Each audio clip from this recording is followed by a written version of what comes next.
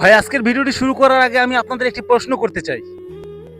একটি ছোট্ট শিশু যে এখন পৃথিবীর ভালো মন্দ কিছুই বোঝে না, যে শুধু মা বাবার ভালোবাসা চেনে, সে কেন বড়দের ভুলের শাস্তি পাবে?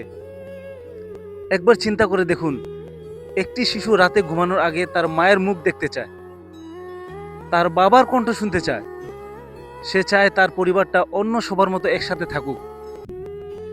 কিন্তু হঠাৎ একদিন সে দেখতে পেল তার পরিবারে অশান্তি, মা বাবার ঝগড়া, চিৎকার, কান্না। তারপর একদিন সে বুঝতে পারলো তার পরিবার আর আগের মতো নেই।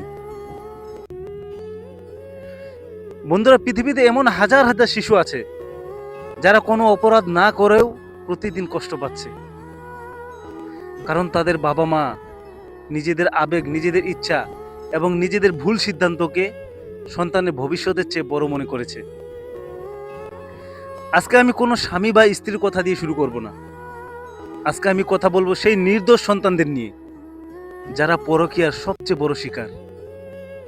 তাই ভিডিওটি শেষ পর্যন্ত দেখুন, কারণ আজকের কথাগুলো হয়তো কোনো একটি পরিবারকে ভেঙে যাওয়া থেকে বাঁচাতে পারে।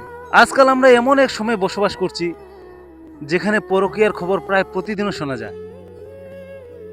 কোথাও একজন স্বামী গোপনে অন্য সম্পর্কে জড়িয়ে পড়েছে, কোথাও একজন স্ত্রী সংসার ফেলে অন্য কারোর সাথে চলে যাচ্ছে, কোথাও সামাজিক যোগাযোগ মাধ্যমে পরিচয় ধীরে ধীরে একটি সংসার ধ্বংস করে দিচ্ছে।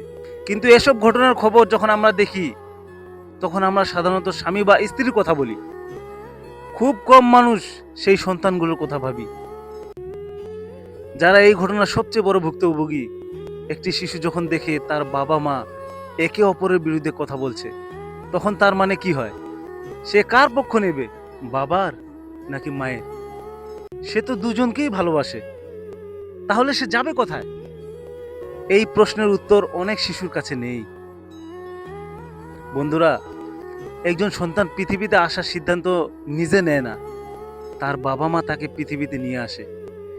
তাই তাকে নিরাপদ পরিবেশ দেওয়া, ভালোবাসা দেওয়া এবং সুন্দর ভবিষ্যৎ দেওয়া বাবা মায়ের দায়িত্ব। কিন্তু যখন বাবা বা মা পরকীয়ায় জড়িয়ে পড়ে, তখন সেই দায়িত্বের কি হয়? একটি সন্তানের চোখে তার বাবা একজন নায়ক, তার মা একজন আশ্রয়স্থল। কিন্তু যখন সে দেখে তার পরিবারের ভিত নড়ে বড়ে হয়ে গেছে, তখন তার পুরো পৃথিবী বদলে যায়। আজ অনেক সন্তান আছে যারা রাতে ঘুমাতে পারে না, অনেক সন্তান আছে যারা স্কুলে গিয়ে চুপচাপ বসে থাকে, অনেক সন্তান আছে যারা বাইরে হাসে কিন্তু ভেতরে ভেতরে কাঁদে, কারণ তাদের পরিবার ভেঙে গেছে, তাদের নিরাপত্তা বোধ হারিয়ে গেছে, তাদের শৈশব হারিয়ে গেছে। আর সবচেয়ে কষ্টের বিষয় হলো, অনেক সময় এই সন্তানগুলো নিজেরাই নিজেদের দোষী মনে করতে শুরু করে। তারা ভাবে, আমার কারণে কি মা বাবার ঝগড়া হয়েছে? আমি কি ভালো সন্তান ছিলাম না? ভাবুন তো, একটি নির্দোষ শিশু কি ভয়ঙ্কর মানসিক যন্ত্রণার মধ্যে দিয়ে যাচ্ছে। বন্ধুরা, পরকীয়া কখনো শুধু দুইজন মানুষের বিষয় নয়, এটা পুরো পরিবারের বিষয়, এটা পুরো সমাজের বিষয়।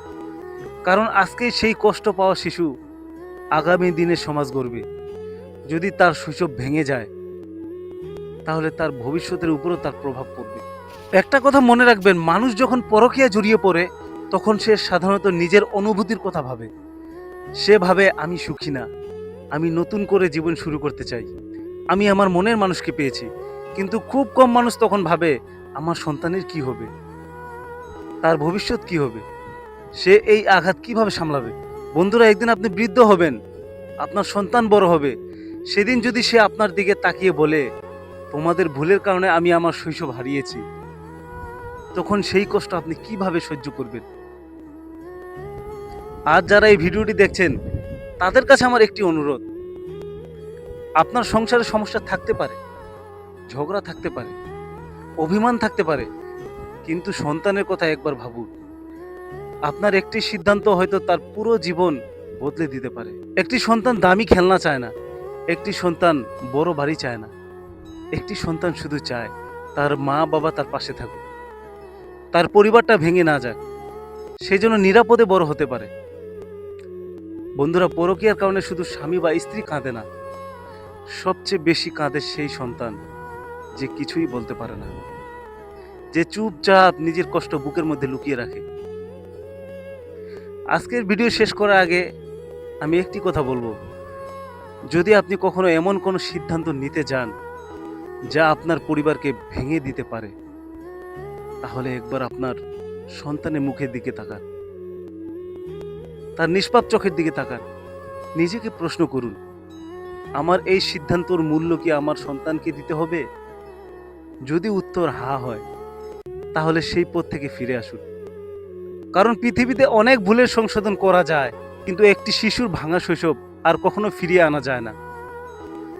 আল্লাহ আমাদের সবাইকে সঠিক সিদ্ধান্ত নেওয়ার তৌফিক দান করুন।